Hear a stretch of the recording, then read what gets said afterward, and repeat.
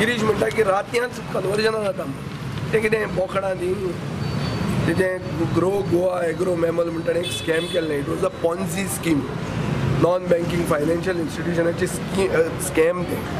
ताका तेन्नाच्या सरकारान पर्रीकरान ताका सोडलो. भितर कितें डील बील केलें आसतलें तसलें डील खूब करताले ते. आमचे फातोर्डा मतदारसंघान दामू नायकाक निवडून हाडपाक पयशे पसून घेतले.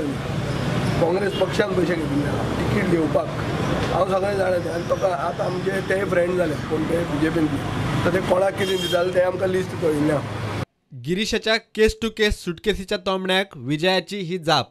इशू म्हणलें की अशें करून आमी एडवर्टायज करून सोलिसीट करतात. एडवर्टिजमेंट म्हळ्यार कितें, आज हांवें कन्वर्जनां ही केली हांव पेपराचेर एड घालता. What is it is a sign of transparency. बरें जें हांवें कितें केलां तें हांव सांगून दिता पेपराचेर एड घालून, लिपून करना हांव.